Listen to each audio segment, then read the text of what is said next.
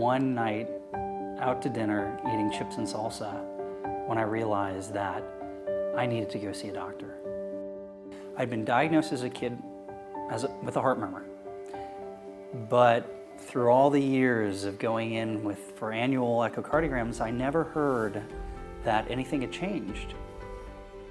And I'd missed a couple years. And little did I know the disease was progressing incredibly fast to the point that one of my ventricles, the left ventricle, had already started to enlarge because of aortic stenosis and my bicuspid aortic valve.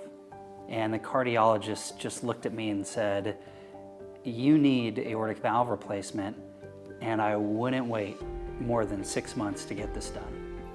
I think I was shocked by the diagnosis, but I think she was petrified. I'll never forget when you came over and when I opened the door, she was in tears. And we were both, we were very nervous because we didn't know a lot about heart valve disease. We didn't know a lot about cardiac surgery. And it was tough. So from the time of the initial diagnosis to the time I was in surgery was a period of about 8 very frantic and hectic weeks. I experienced a lot of emotions. Personally, I can remember fear, uncertainty, loneliness, but I'm not anything but an optimist.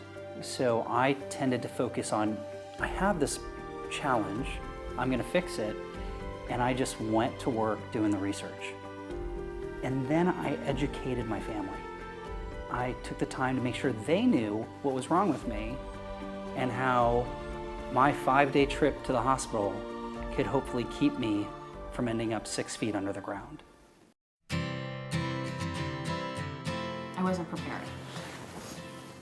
But he was smiling, and that was kind of reassuring. You know, he was just so happy to be seeing all of us, all of his family. And if it wasn't for the love that I knew she had for me, I don't know if I would be able to say, "Help me." I mean, it was the simplest things, you know, before I would leave for work. Could you unscrew the top of the grape juice or pull something down from the shelf? It was the things that you take for granted that you don't think about that he just couldn't do by himself. Or leaving, you know, getting him dressed before I left for work, or putting on my socks. Putting on your socks. It's not easy to do. It wasn't just hard, it was flat out difficult to say help.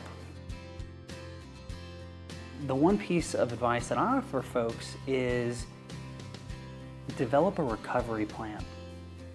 Because odds are, and this is the great part about heart surgery today, you're going to live. The statistics are in your favor. When you stop and think what we've been through, which I should probably do more often, you know, I'm very appreciative of the relationship that we've created because of this. It's a bond that not very many people share, especially at a young age, when we weren't even married. So I'm grateful for it. And I think it's given us, you know, the life that we've been fortunate to build together.